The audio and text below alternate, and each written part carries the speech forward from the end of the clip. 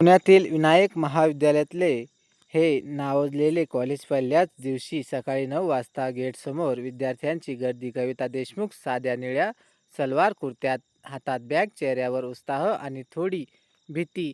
गावातून आलेली असल्यामुळे शहरात वातावरण तिच्यासाठी नवीन होतं. ती लायब्ररीकडे चालत असताना तिला पहिल्यांदा आदित्य पाटील दिसला. उंच, आत्मविश्वासपूर्ण, गिटार केस हातात. आदित्य कॅन्टीन समोर मित्रासोबत उभा होता. त्याची नजर कविताकडे गेली. ती डोळे खाली करून चालत होती. ही नवीन आहे, बहुतेक त्याने मित्राला कुजबुजून सांगितलं. कवितेला मात्र लक्षात आलं की कोणीतरी तिला पाहायचं, पण तिने दुर्लक्ष केलं. लायब्ररीत कविता एक रेफरन्स बुक शोधत होती. ते वरच्या शेल्फवर होतं. ती पोहोचत नव्हती. तेवढ्याच मागून आदित्य आला. हे शोधते आहे का? कवितेने वर बघितलं. हो, थँक यू. तो हलक्या स्मिताने म्हणाला. मी आदित्य, सेकंड इयर कॉमर्स. ती संकोचून म्हणाली. कविता फर्स्ट इयर आर्ट्स. पुढच्या काही दिवसात त्याची भेट फक्त लायब्ररीत किंवा गॅलरीत व्हायची. छोटं छोटं बोलणं, पण प्रत्येक वेळी नजर एकमेकावर थांबायची. कॉलेजचा वार्षिक लेक्चर फर्स्ट सुरू होणार होता. कविता कविता लेखन स्पर्धेत सहभागी झाली. आदित्य त्यांच्या म्युझिक बँडचा लीड गिटारिस्ट होता. रिहर्सच्या निमित्ताने त्याची भेट वाढू लागली. रिहर्सनंतर एके दिवशी आदित्यने कवितेला विचारलं, तू लिहिलेली कविता मला दाखवशील? कविता लाजत वही पुढे करत वाचून तो म्हणतो, तुझे शब्द खूप सुंदर आहे. ती स्मित करते. आणि तुझं गिटार वाजवण्यातही.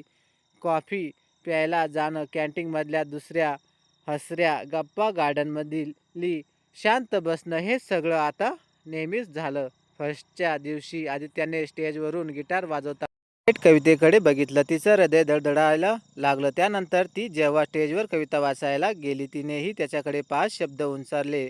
फर्स्ट संपल्यानंतर आदित्याने तिला कॉफीला बोलावलं. आजचा दिवस खास आहे. तू पहिल्यांदा स्टेजवर मला पाहिलं. कविता हसून म्हणाली. आणि तू पहिल्यांदाच माझ्यासाठी गिटार वाजवलंस. एका संध्याकाळी आदित्य म्हणाला, कविता तू माझी खास मैत्रीण आहे. कवितेच्या चेहऱ्यावर स्मित आलं, पण मनात प्रश्न. फक्त मैत्रीण? आता आदित्य आणि कविताचं बोलणं भेटणं रोजच झालं होतं. क्लास संपल्यावर तो तिची बॅग उचलून कॅन्टीनपर्यंत यायचा. मित्रांच्या गप्पामध्ये दोघं हरवलेले असायचे. कधी कधी आदित्य तिला त्याच्या बँडच्या रिहर्सलला बोलायचा आणि ती शांतपणे बसून ऐकत राहायची. एका पावसाळी संध्याकाळी लायब्ररीत फारच कमी विद्यार्थी होते. कविता खिडकीजवळ बसली होती. बाहेर पाऊस पाहत आदित्य आला आणि म्हणाला, पावसातली कविता लिहितेस का? ती हलक्या आवाजात म्हणाली, हो, पण आज माझी कविता अपूर्ण आहे. पूर्ण करू दे मला, तो म्हणत तिच्या जवळ बसला. कॉलेजच्या गार्डनमध्ये आदित्यने तिला छोटं गिफ्ट दिलं. एक सुंदर पेन. याने लिहिलेल्या प्रत्येक शब्दात माझी आठवण राहिली, तो म्हणाला. कवितेच्या डोळ्यात हलकी चमक आली. एके दिवशी कविता कॉलेजच्या गेटजवळ आली तर आदित्य नेहा नावाच्या मुलीसोबत खूप हसत होता. कवितेला ते पाहून मनात शंकेचं ब्रीज पडलं. तिने त्या दिवशी फार कमी बोललं. काही दिवस दोघांचं बोलणं कमी झालं. आदित्यने विचारलं, कविता तू एवढी शांत का? ती टाळत म्हणाली, काही नाही, फक्त अभ्यास. मात्र तिच्या चेहऱ्यावर राग आणि मनात वेदना स्पष्ट दिसत होती. काही दिवसांनी आदित्याने नेहाला कवितेसमोर आणलं. ही माझी बोलणीची मैत्रीण आहे. प्रोजेक्टसाठी मदत करत होतो, तो स्पष्ट म्हणाला. कविता हसून म्हणाली, मला गैरसमज झाला. दोघांच्या मनातून ओझं उतरलं. एक पावसाळी दुपारी गार्डनमध्ये बसून आदित्य गिटार वाजवत होता. अचानक तो म्हणाला, कविता मला तुझ्यावर प्रेम आहे.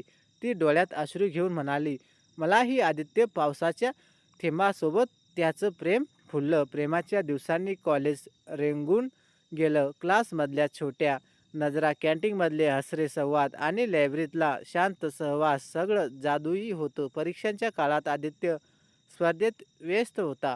कविता रागावली, तुला आता वेळच नाही, तो म्हणाला. ही माझी संपूर्ण पूर्ती आहे. कविता दोघं थोडे दिवस थंड झाले. स्पर्धा संपल्यावर आदित्याने तिला गुलाब दिला. माझं स्वप्न पूर्ण झालं, पण तू माझं घर स्वप्न आहेस. कवितेने हसून त्याला माफ केलं. 3ऱ्या वर्षांच्या शेवटी आदित्याला परदेशात म्युझिक कोर्ससाठी स्कॉलरशिप मिळाली. कविता मात्र भारतात MA करणारा होती.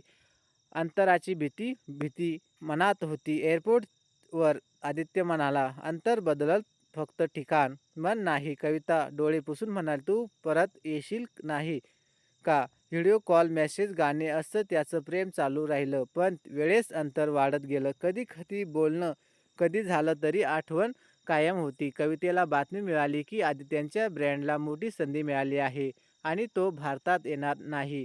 तिने मनातलं दुःख दाबून त्याला अभिनंदन केलं. आदित्यच्या अनुपस्थितीत कविता अभ्यासात बुडून गेली, पण मन मात्र नेहमी त्याच्याच आठवणीत राहत. एका दिवशी तिला आदित्यचा मेसेज आला, काही सरप्राईज आहे. ती विचारात पडली, पण काही कळत नाही. वाढदिवस सकाळी दरवाजावर बोल वाजली. दार उघडताच आदित्य समोर, हातात गिटार, चेहऱ्यावर हसू. हॅपी बर्थडे कविता. आदित्यने परत भारतात राहायचं ठरवलं. पुण्यात म्युझिक अकॅडमी सुरू केली.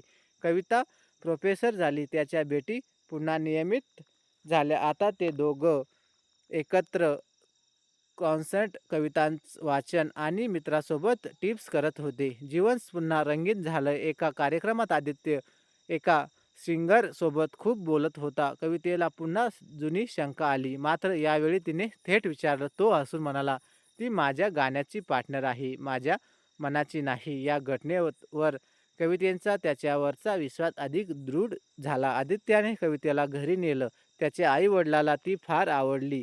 आई म्हणाली, तुझ्या डोळ्यातली शांती तुझं मन सांगते. एका रात्री दोघांनी लग्न, करिअर आणि पुढचं आयुष्य याबद्दल गंभीर चर्चा केली. दोघांचं मत एकच होतं, एकत्र राहणं महत्त्वाचं. आदित्याने खास प्लॅन केला. कॉन्सर्टच्या शेवटी तो कवितेला स्टेजवर बोलावणार होता. कॉन्सर्ट संपल्यावर प्रेक्षकासमोर तो म्हणाला, कविता, तू माझ्या जीवनाची कविता आहेस. लग्न करशील का? कविता अश्रूंनी मान डोलावली. दोन्ही कुटुंबांच्या अनुपस्थितीत साधा पण गोड साखरपुडा झाला. दोघांनी मिळून लग्नाची सगळी तयारी केली. ड्रेस, गाणी, मेनू सुंदर. सकाळी फुलाली सजलेले मंडप, मित्र, नातेवाईकांचा आनंद. आदित्य आणि कविता 7 फेऱ्यांनी एक झाले. लग्नानंतर त्यांनी पुण्यात एक छोटं पण सुंदर घर घेतलं. सकाळी गिटारचा आवाज आणि कवितेचे शब्द घर आनंदाने भरलं. कॉलेजपासून सुरू झालेलं नातं आता आयुष्यभरात बनलं होतं. ते दोघं एकमेकांचं सर्वात आवडते शब्द आणि सुरावट बनलेच. तर मैत्रिणींनो आणि मित्रांनो, तुम्हाला कथा कशी वाटली कमेंट बॉक्समध्ये नक्की कळवा. आणि व्हिडिओ आवडला असेल तर व्हिडिओला लाईक आणि शेअर करा. आणि अशाच नवनवीन कथा दररोज न चुकता ऐकण्याकरिता आमच्या चॅनलला सबस्क्राईब नक्कीच करा. धन्यवाद.